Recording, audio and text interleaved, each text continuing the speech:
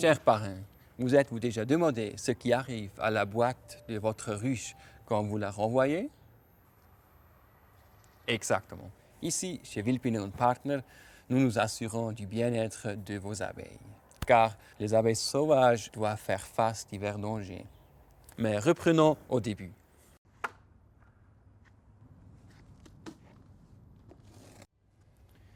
Dès que nous recevons votre ruche, nous examinons ses habitants.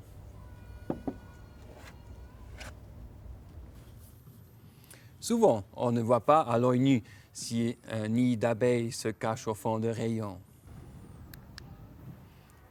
L'œil expert d'un spécialiste des abeilles sauvages peut définir le type d'abeille rien qu'en observant l'extérieur du nid.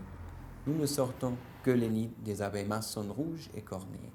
Ce sont ces abeilles qui polliniseront les vergers suisses grâce à votre aide. Maintenant commence le vrai travail.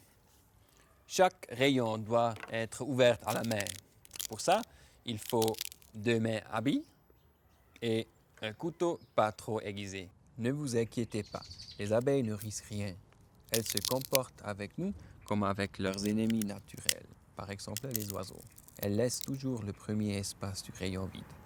Voici un nid d'abeilles maçonnes qui est parfait. Les alvéoles bien alignés sont séparés par une fine couche d'argile.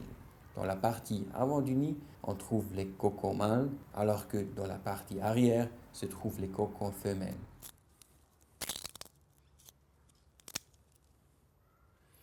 Mais tous les nids d'abeilles ne sont pas aussi parfaits. Cet intrus vorace au costume rose est un clairon des abeilles. Il s'introduit dans les nids et s'il n'en fait rien, il progresse d'alvéole en alvéole, dévorant tout sur son passage. Les autres, les moins appréciés, mais les plus fréquents, sont les mouches à fruits. Ils dévorent la nourriture des larves d'abeilles. Celles-ci ne peuvent alors plus se développer comme il faut et meurent de faim.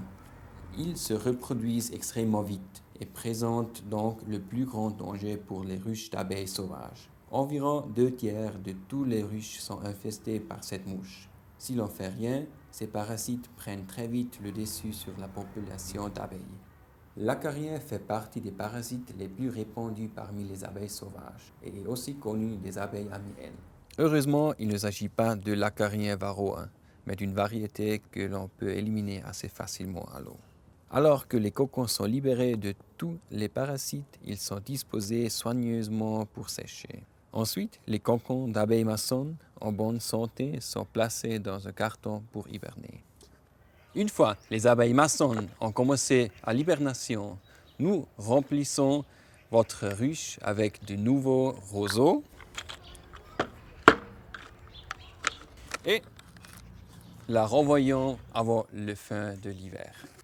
Vous vous demandez sûrement qu'est-ce qui s'est passé dans votre ruche. Pour ça, nous avons établi la statistique d'abeilles sauvages. Nous évaluons et enregistrons chaque ruche que nous recevons. Vous pouvez consulter votre statistique personnelle, ou plutôt celle de vos abeilles sauvages, à l'aide de votre code que vous trouverez au dos de votre ruche. Vous verrez combien d'abeilles maçonnes se sont reproduites, quels parasites sont survenus et comment votre ruche s'est développée par rapport à celle d'autres parrains dans votre région. Voilà, vous savez tout du laboratoire des abeilles sauvages. Nous vous remercions de tout cœur pour votre soutien. Notre but, c'est, avec votre aide, d'agrandir la population de cet insecte magnifique, d'enthousiasmer le plus personne que possible.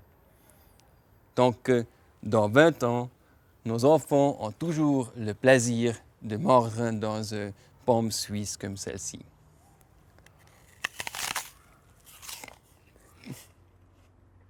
Juste un